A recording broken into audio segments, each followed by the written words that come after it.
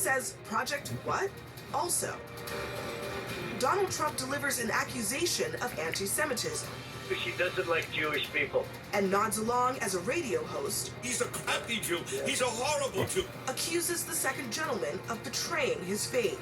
And CNN searches the archives and uncovers a pattern of J.D. Vance. We think babies are good because we're not sociopaths. Insulting women without children. Live at the table, Scott Jennings, Nina Turner, Alyssa Farah Griffin, and Brian Lanza. Welcome to a special edition of Newsnight, State of the Race.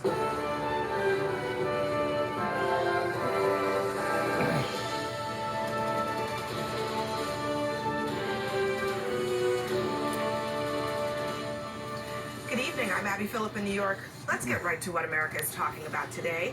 Philadelphia. Gritty's hometown will play host to a battleground kickoff for Vice President Kamala Harris, and it is slated to happen next Tuesday.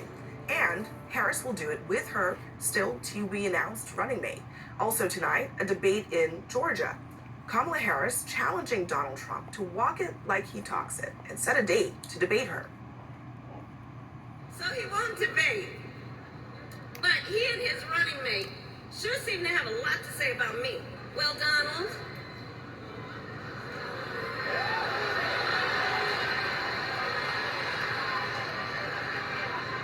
I do hope you'll reconsider to meet me on the debate stage.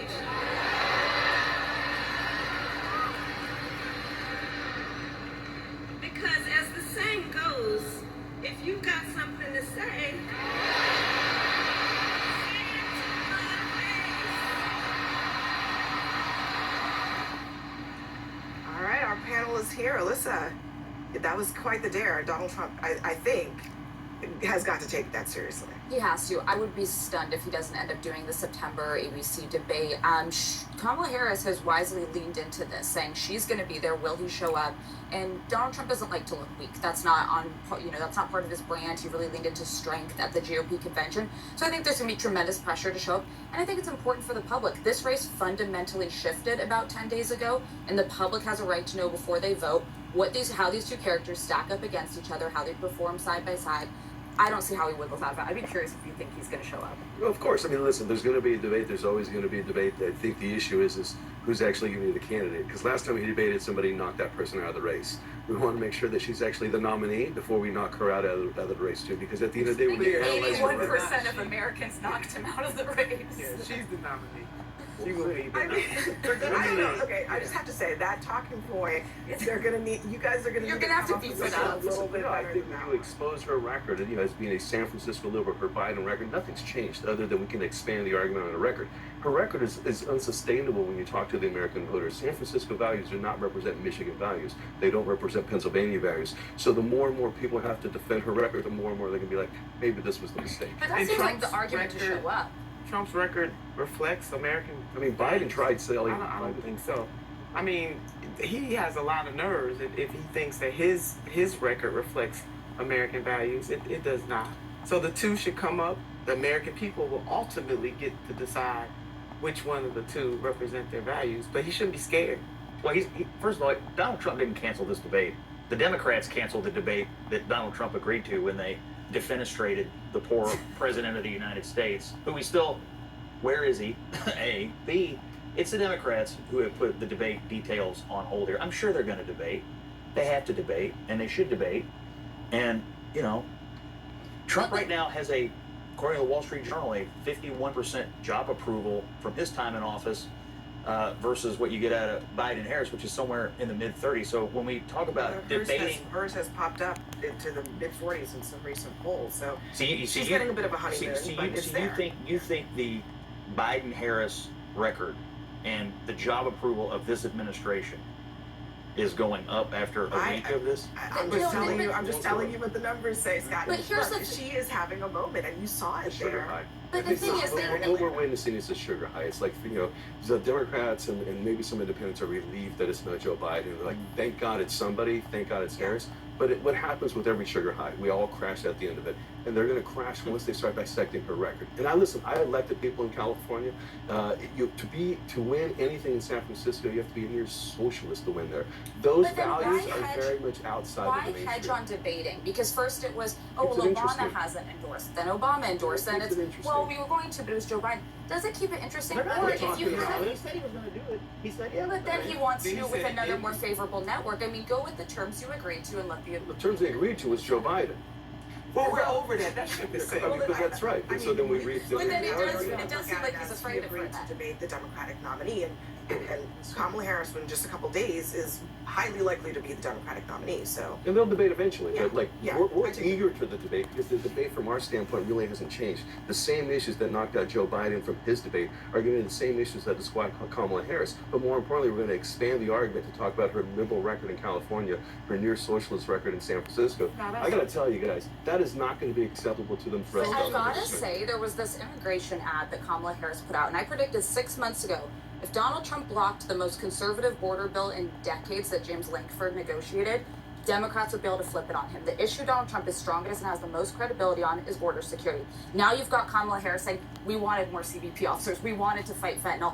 That is actually true. They were willing to support that bill, and Donald Trump decided not to. How Republicans stepped in it so bad with that is just beyond me. There's no possible way Democrats could possibly believe they're going to fight to even a draw on the issue of immigration. I hope they run all their ads on immigration because it will remind the American people every time they turn on their television sets what a complete and utter failure this has all been. I mean, if they were so It's hard proud, to if say. they were so proud of their record, why is she working so hard to erase all evidence from the internet that she was It's in fact really the border hard to czar? say it's a dangerous crisis and an existential risk to the public and to national security. But you have to wait till I'm in office in January. Like Godspeed in the time No, it's being. not. That's The not a absolutely issue. not. It's The immigration issue Not. has been an epic fail for many administrations, Mm.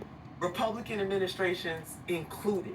Now, the last time I checked, the most important issue to the American people is the economy. Yeah. And certainly President Donald J. Trump did not do a whole lot for working class people in this country. So they're going to debate it out. My ultimate thing, colleagues, is that the American people are actually going to decide, and that is why having a debate.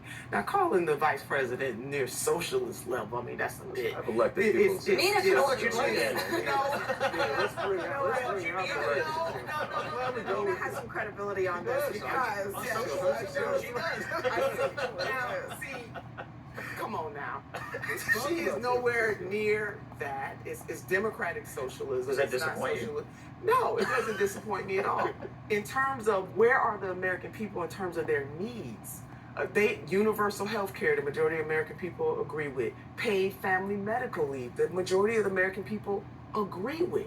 So the people who are on the extremes are the neoliberals and the neo-fascists. I have a question as for far as you I'm concerned. on these issues. Ask me your question, Are- Scott Jennings. I have a question. Are you disappointed as someone who would have supported everything she said and ran on in 2019 for president that she is now trying to repudiate and run away from today? Does that disappoint you that she's disavowing her positions? Somewhat. She has an opportunity in the first chair. She has an opportunity. Scott, I'm looking at this as an opportunity. Yes, to hear that she may walk away from supporting Medicare for all, yeah. does not float my boat. However, she's going to have an opportunity as the person in the first chair to really decide. I mean, what is wrong with wanting all the American people to have health care, not to go bankrupt and having health care? Why are we the only industrialized nation that doesn't have it? These are not extreme views. Poll after poll shows that the American people, to certain degrees, want the federal government to take more of a role in you know, health she care. talked a little bit about I mean, the way that she's framing some of these issues is that Donald Trump wants to take us back to the days when the insurance companies could deny cancer survivors health care. And that's how she's framing it, rather than the way that I think Republicans will want to frame it, which is the idea that she wants something that doesn't yet exist. In a way, it's actually more concrete what she is arguing. Yeah, listen, what she's arguing ultimately doesn't matter because that's not what the voters care about, right? We've seen poll after poll that Healthcare? voters. They're not, listen, healthcare is not a top 5 issue. Immigration, inflation, those are the top issues that voters are caring about and they're talking about. Those are the issues that voters are looking for quick answers. As opposed to sort of Medicare for all, she's flip-flopping on that position. We'll see where it lands. You have to remember, when Barack Obama ran for president, he was not supportive of universal healthcare. I mean, truly, And he was wrong. Also, Maybe he was wrong. Maybe he was wrong. That's for other people to decide. But he ran as sort of this moderate, new Democrat. Kamala Harris is running as a true liberal. We haven't seen that happen probably since Dukakis in more than 30 to 40 years. That didn't end well for the Democratic Party. But just to bring this back down to like the reality of politics is everything we're talking about has to go through Congress. The make of Congress matters. Yeah. If you have 65 votes in the Senate, it does. So she could come out and say, I love Medicare for all, but it's just not a reality. One of the, so we were talking as we were coming in here about the rollout next week for the vice presidential pick, and they're starting in Philly. And then they also said, don't read too much into it, which, okay, we won't. But, I mean, there are clearly 2 top picks, and it is Josh Shapiro, and it looks like Tim Walz, perhaps. Here's what Gretchen Whitmer had to say about what she thinks Vice President Harris